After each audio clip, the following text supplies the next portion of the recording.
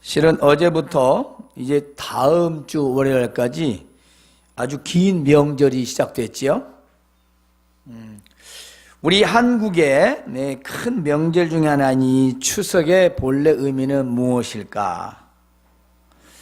여러분들이 제대로 알고 계신가 모르겠어요.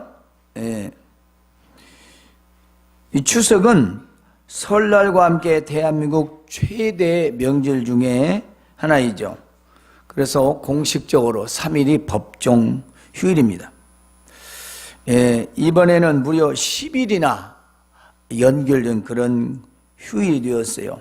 그래서 국내뿐만 아니라 이제 해외여행을 떠나는 사람들이 아주 많다고 합니다. 또 어떤 분들은 선교 여행을 떠나는 성도들도 있고요. 따라서 이 추석이라고 하는 말, 이 말보다는 한가위라는 말이 더 좋답니다. 이 한가위라고 하는 말은 한 가운데 있는 큰 날이다라는 뜻이 돼요. 그러니까 8월 중에 음력을 말하죠. 그 8월 달 중에 날짜가 가장 큰 날이다. 근데 그날은 달을 중심으로 해서 말한 거예요. 달이 가장 큰 때가 언제냐? 15일. 그래서 이날을 한가위라 이렇게 말하고요. 추석이라고 하는 이 단어는 우리나라만 쓴답니다. 중국과 베트남에서는 중추절이라고 그렇게 사용한답니다. 그래서 이 한자는 클한자요. 또 가운데 가위, 그래서 한가위라 이렇게 부른답니다. 사실 추석쯤에는 곡식이나 과일이 다 익진 않죠. 먼저 익은 것도 있고 아직 익어가는 것도 있습니다. 그런데 이때 추수하기 전 농사의 그 중요 고비를 넘겼을 때 태풍이랄지 큰 비랄지 이런 것을 이제 넘겼고 이제 여름 농사일은 끝났으며 이 가을 추수라는 이 큰 일을 앞두고 날씨도 적절하니까 성묘도 가고 또 형제 또 친척들도 만나서 즐기는 그런 명절이라고 합니다. 따라서 이 추석의 의미는 뭐냐? 풍년을 기원하는, 그래, 풍년을 기원하는 의미가 있답니다. 그러니까 이제 막 익은 곡식을 가지고 제사를 드리면서 조상들에게 나머지 이 곡식들이 잘 익어서 풍년을 맞게 해달라 하는 그 풍년 기원 제사래요. 우리는 이제 보통 그냥 추수 의미를 가지고 그동안 알아왔고 또 그렇게 예배도 했어요. 그런데 우리가 드리는 그런 추수감사절의 의미가 아니고 그냥 앞으로 남은 이제 정말 곡식이 잘 여물어서 피해 없이 추수를 잘 할 수 있도록 도와주세요 하고 풍년기원의 제사를 해요. 그리고 이 추수감사의 의미는 언제 있냐면 10월 중순경에 또 상달고사가 있대요. 지금 상달고사를 지내는 사람들은 그리 많지 않대요. 그러니까 아주 옛날 사람들이 아직도 그 10월 중순 정도 가면 상달고사, 이제 추수 다 끝내고 우리처럼 추수감사를 드리는 그런 고사가 있었대요. 자, 제가 이렇게 오늘 추석 명절에 대해서 요약을 해서 조금 그 의미를 생각해 봤습니다. 따라서 오늘 우리가 함께 은혜 받고자 하는 그 제목은 신앙인의 추석 명절 보내기. 작년에는 추석 명절을 이렇게 보냅시다. 제가 이렇게 해서 전했어요. 근데 올해는 이렇게 추석 명절을 보냅시다 했더니 그게 그거 같아요. 그래서 작년치 또 따라서 내가 하나, 제가 설교를 다 한번 찾아봤죠. 작년에 어떤 제목으로 내가 어떤 설교를 했는가, 혹시 반복되지 않는가. 그래서 오늘 신앙인의 추석 명절 보내기, 그래서 우리가 추석 명절에 대하여 우리가 한번 생각해 보았습니다. 이제 이 추석 명절이 성경과는 어떤 관계인가? 왜 우리가 추석 명절을 보내야 되는 건가? 그리고 어떻게 보내야 하는지를 우리가 말씀을 통해서 은혜를 나누고자 합니다. 본문 로마서 11장 36절의 말씀은 하나님의 주권에 대한 말씀입니다.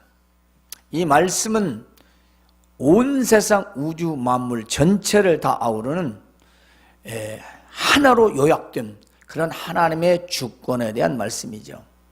왜냐하면 만물이 주에게서 나오고 주로 말미암고 주에게로 돌아간다.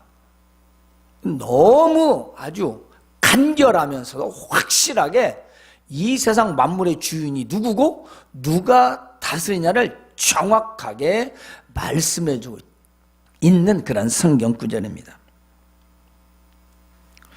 이 말씀은 이 세상의 시작과 그리고 운행 그리고 마쳐지는 것은 다 하나님의 주권이라는 것입니다. 시작과 그리고 다스리고 그리고 마쳐지는 이 모든 것들은 하나님께서 하신다, 그 말씀입니다. 그러니까 이 세상은 하나님의 계획과 뜻대로 이루어져 간다는 것입니다. 우리의 생각과 우리의 계획대로, 사람의 생각과 계획대로 이루어져 가는 것이 아니라 하나님 뜻에, 하나님 손에, 그분의 주권 하에서 이 세상은 지금 운행되어져 가고 있다는 것입니다. 따라서 온 우주를 비롯하여 우리가 사는 지구에서 해와 달과 별에 의하여 일어나는 모든 일은 하나님께서 하시는 일이라는 것입니다. 먼저 만물이 주에게서 나오고 라는 말씀을 우리가 풀어보면 이 세상에 있는 모든 것은 다 하나님께서 창조하셨다라는 것입니다. 우리가 사는 세상의 모든 만물은 하나님께서 만드셔서 우리 눈앞에 있다는 것입니다. 하나님이 만드셨기 때문에 이 꽃도 있고 땅도 있고 해도 있고 달도 있고 별도 있고 바다도 있다라는 것입니다. 우리 크리스찬들이 이걸 다 아는데 생각은 하지 않는 것 같아요. 다 알아요. 시험지다 문제 내면 다 100점 맞습니다. 이 세상을 누가 만드셨습니까? 하나님께서 만드셨습니다. 100점입니다. 100점. 다 알아요. 하나님은 창조주이시라는 것입니다. 우리가 이 말씀을 분명히 알아야 할 이유는요, 우주를 비롯해서 온 세상 이 모든 것은 다 하나님께서 창조하셨다는 것을 우리는 먼저 생각해야 합니다. 이게 창조의식인데요, 이 창조의식 중에 창조주를 생각하는 건 너무 당연한 겁니다. 제가 엊그제도 그런 예를 드린 것 같은데요, 우리가 휴대폰을 가지고 있습니다. 그럼 누구 거죠? 누구냐, 어디 회사 거? 각자 자기가 가지고 있는 회사, 그 모르는 사람 아무도 없습니다. 박찬희, 휴대폰 어디 회사치예요? 애플. 애플이 사과죠? 그 국내 거 아니죠? 근데 그 모를 리가 있나요? 자다가도 안 깨어갖고 대답을 해. 잘하네. 그러면 여러분, 이 세상은 누가 만드셨습니까? 잘하네요. 말로만. 우리가 명절을 맞이하고 보내는 가운데에 과연 이 명절이 어떻게 해서 우리에게 오게 되었고 우리가 맞이하게 되고 우리가 보내게 되는가를 알자는 것입니다. 이유는 이렇습니다. 하나님께서 해와 달과 별들과 사시사철을 창조하셨고요, 주관하시기 때문에 추석 같은 명절이 있게 되는 것입니다. 즉 우리 기독교인들은 근본적인 것을 생각하고 명절을 맞이하는 것이 신앙인의 모습이지요. 왜냐하면 추석이 세상 명절이지만 하나님께서 창조하신 달에 의한 절기이기 때문에 그렇습니다. 근데 그 달은 누가 만들었습니까? 하나님께서 만드셨습니다. 그리고 밤을 다스리게 하셨고요, 밤낮이 운행도록 하셨습니다. 그래서 계절이 만들어지고요, 그 계절이 만들어진 가운데 봄, 여름, 가을, 겨울이고요, 봄에 씨를 뿌리고요, 여름에 가꾸게 하시고, 그리고 가을에 추수하게 되었어요. 이걸 누가 하십니까? 하나님 하시는 거 다 합니다. 풍년도 누가? 흉년도 누가? 잘하는 걸 누가? 곡식이 여물게 하는 거 누가? 그러면 우리 믿지 않는 조상들이 비록 추석 명절 이렇게 정했지만은 사실 그 명절을 정하게 된 가장 기초적인 근본적인 원인은 하나님이시라는 것입니다. 사람들은 하나님을 모르고 그걸 정했지만 그 운행되어지는 모든 걸 보고 이때가 8월에 가장 달이 뜬 때고 곡식이 막 여물지, 그때 우리가 말이야 제사를 지내자고 우리 조상신들에게 나머지 곡식 잘 되라고 말이지, 이렇게 한 겁니다. 즉 달, 사시사철, 연한, 절기, 이걸 이루시는 분은 하나님이시라는 것입니다. 그렇기 때문에 우리는 세상 사람들의 추석 명절, 조상신과 1월 성신을 섬기는 바로 그런 시기에 우리 명절을 맞이하거나 보내서는 안 된다는 것입니다. 이 추석 명절이 하나님께로부터 비롯되었다는 것을 우리는 반드시 알아야 합니다. 농사를 짓고 안 짓고 지금 그 문제가 아닙니다. 두 번째, 만물이 주로 말미암는다라는 말씀은요, 세상에서 우리가 일어나는 모든 일들은 다 하나님께로부터 비롯된다는 것입니다. 모든 일들, 이 말씀은 우리가 사는 동안 만나는 모든 일들이 다 하나님께로 왔다는 것입니다.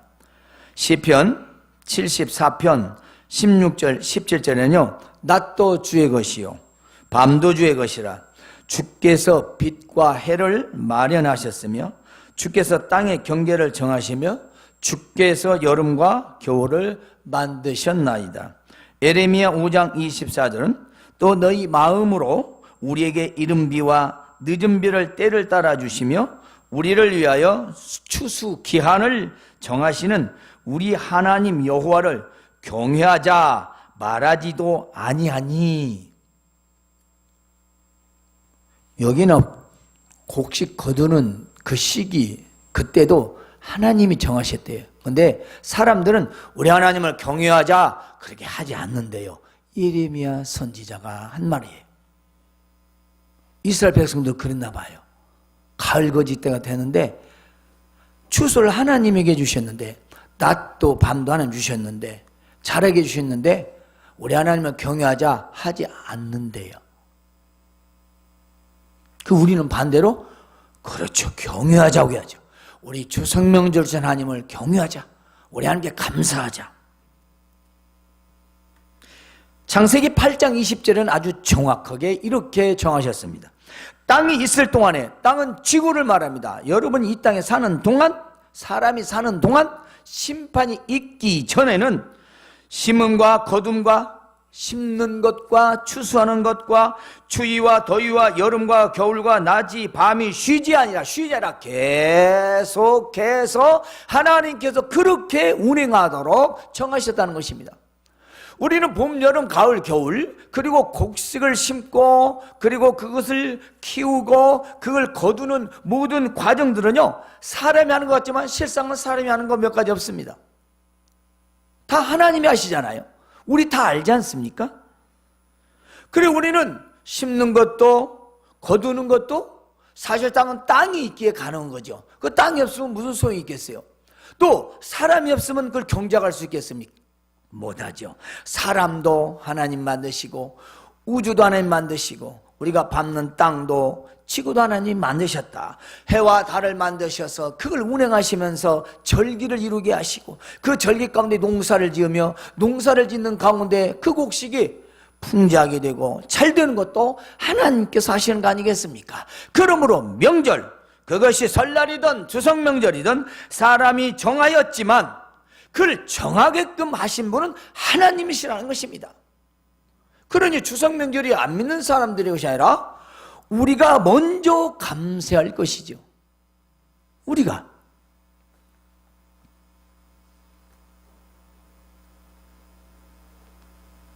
설날도 음력 정월 1일입니다. 1월 1일이죠. 달이에요.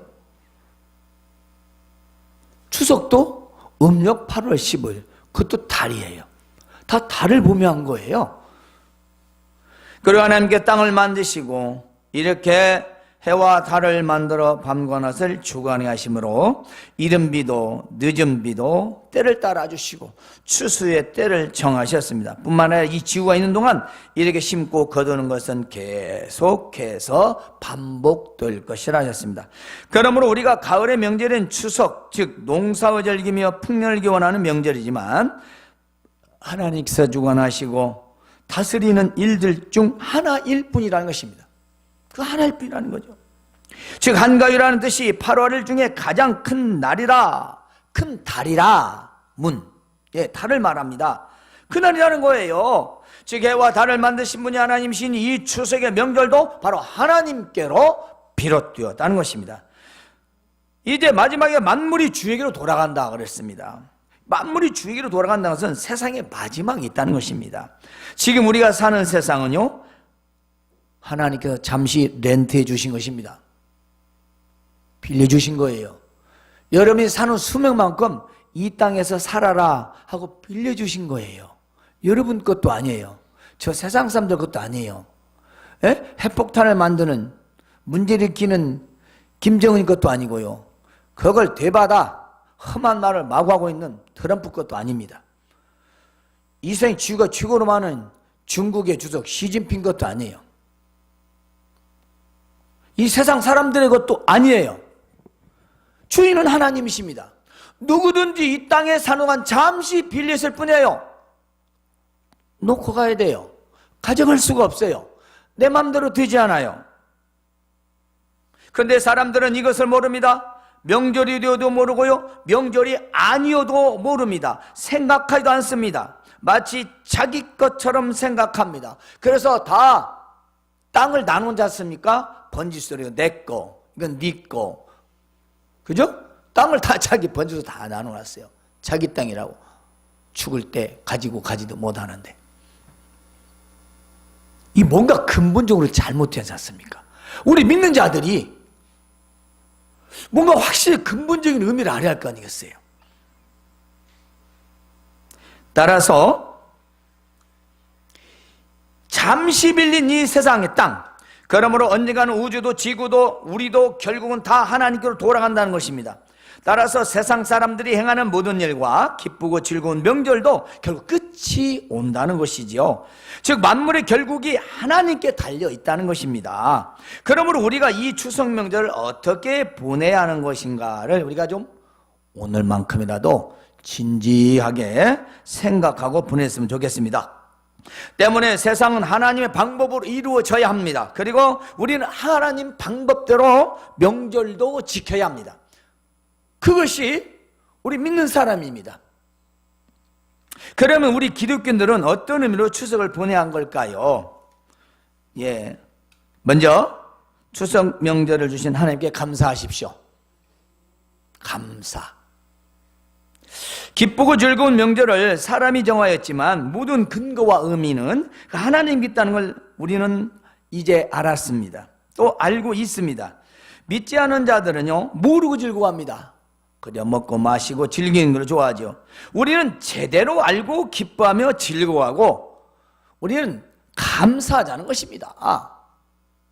우리가 하나님을 감사하면서 우리 얼마든지 기쁘고 즐겁게 이 명절을 보낼 수 있잖아요. 그렇지 않습니까? 우리 제대로 알고.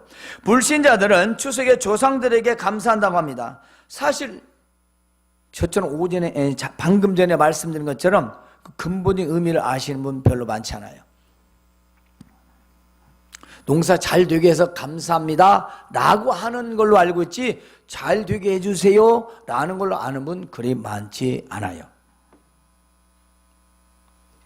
하지만 우리는 만물의 주관자이신 하나님께서 이 모든 일을 진행하시니 우리는 감사하며 즐겁게 보내야 하는 것입니다. 두 번째는요, 만나는 사람에게 믿음의 행동을 나타내시기 바랍니다. 이 나타낸다는 말은 억지로 보여지다라는 뜻이 아니라 풍겨 나오는 걸 말합니다. 아, 사람 크리스천이야, 믿는 사람이야, 신앙인이야, 다르구만.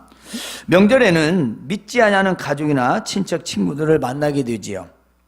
물론 그처럼 요즘은 교통이 좋아서 아무 때나 만나기도 하지만, 특히 요즘 세상에서 지탄을 받은 그 소수의 기독교인들 때문에 많은 신실한 성도들이 싸잡아 비난을 받게 되죠. 일명 도매금으로 다 넘어갔습니다. 이때 우리가 가장 조심해야 할 부분이 있어요. 충돌하지 마십시오. 싸우지 말아야 됩니다. 예를 들면 교회를 비난하고 목사를 비난하고 또 때로는 장로니 구원사니 집사니 하면서 또 비난을 합니다. 또 헌금이니 11조니 교회 헌금 따, 이런 비난들을 많이 받을 수 있어요. 하지만 여러분, 그때 싸우지 말라 이 말입니다. 그리고 또 악을 쓰면서 변명할 필요도 없어요. 그렇게 말하십시오. 맞습니다. 그런 분들이 있죠. 그런 교회가 있습니다. 그런 직분자들도 있습니다. 하지만 모든 교회가 다 그렇지는 않습니다. 또 모든 목사님들이 다 그렇지는 않습니다. 기독교인들이 많다 보니 이런저런 사람들이 많이 있죠. 그렇습니다. 이렇게 우리가 그들의 말을 일부분은 인정하면서도 더 이상 비난하지 못하도록 하십시오. 그리고 계속해서 그러면 한 번쯤 해줄 수 있는 말은 있어요. 서울에 가면 전라도 놈, 그런 말 들으면 좋습니까? 서울에 사는 전라도 몇 사람이 살면서 전라도 놈들 소리 듣는데 당신 같으면 기분이 좋겠어요? 몇 사람이 그랬다고 다 그렇게 싸잡아서면 좋은 건 아니잖아요. 그렇죠? 또 하나 조심해야 할 것이 있습니다. 꼭입니다. 아무리 타당하고 좋고 맞고 누가 들어도 정당한 비난이랄지라도 기독교에 대한 비난, 절대로 같이 동조하거나 비난해서는 안 됩니다. 흉을 봐서도 안 됩니다. 이 두 가지를 우리가 근본 아주 긴 명절 동안에 만나는 사람들마다 이런 일이 꼭 있을 거예요. 그러나 조심하시기 바랍니다. 우리의 행동은요, 불신자들에게는 마치 흰옷에 오물이 묻은 것처럼 쉽게 눈에 띄게 되어 있습니다. 그리고 매스컴을 통해서 많은 일들이 몇 사람들에 의해서 우리가 비난을 받게 되지요. 그런데 우리는요, 이렇게 흰옷에 오물이 묻은 것처럼 눈에 빨리 띄기 때문에 바로 우리는 행동이 그리고 말이 신앙인다워야 한다는 것입니다. 식사를 할 때에도, 어떤 놀이를 할 때에도, 그리고 제사 산소에 가서도, 추모관에 갔을 때도 나는 신앙이라는 사실을 결코 잊어서는 안 됩니다. 아직도 절을 해야 되냐고 안 되냐고 묻는 사람도 있어요. 아직도. 제가 그렇게 가르친 적이 없는 것 같은데? 네. 적어도 여기 앉으면 1년 이상 나한테 성경 공부도 하고 세례를 받으신 분들이 거의 젊은 사람들인데요. 예. 이 죽은 자한테 묘한 이 제사의 앞에 절을 한다는 것은 그건 우리는 하나님을 섬기지 않는 사람들의 태도 같은 거죠. 그렇습니다. 특히 믿지 아니하는 가족이 많은 분들은요, 그들에게 비난받더라도 꼭 믿음의 행동을 해야 합니다. 자기들이 맥주 한잔 마라고 그렇게 강제로 먹이다시피 해놓고 마시고는 어째요? 예, 아이고 믿는 사람도 술만 잘 먹어. 노래방 가자고 열심히 비유 맞추라고 또 유행가 한 곡 불렀더니 유행가도 잘만 불러. 같이 놀고 뒤에는 비난하는 거예요. 왜 그런 일을 당해요, 여러분들이? 문제는 복음이 막힌다는 것입니다. 우리의 유행가 한마디, 맥주 한 잔, 막걸리 한 잔이 지옥이냐 천국이냐 하는 문제가 아니라 그 사람들은 그걸 자기들을 좋게 생각해서 맞춰줬더니 뒤에다 대고 뭐라고 그래요? 다 똑같아. 할 거 다 해. 먹을 거 다 먹고. 문제는 복음이 막힌다는 거죠. 복음이 전도가 안 돼요. 전도가 안 돼요. 내가 먹고 마시는 분 차원이 아니라 다른 사람에게 전도가 안 되고 복음이 막히기 때문인 것입니다.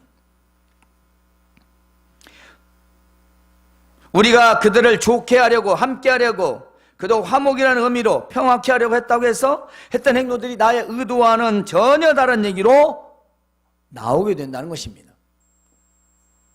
물론 그들이 잘못한 것이지만 문제는 나의 믿음이 그들로부터 인정되지 않는다는 것이죠. 절대로 인정하지 않습니다.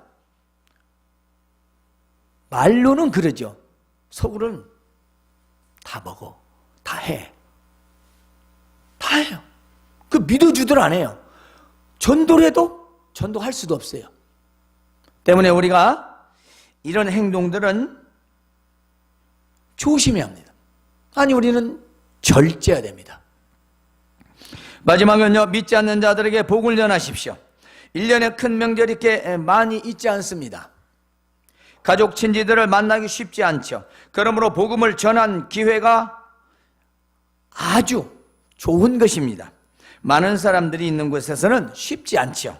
또 그리고 여럿이 있는 곳에는 그런 말하기가 쉽지 않고 소란스럽고, 하지만 간혹 단둘이 있을 그런 시간들이 있을 겁니다.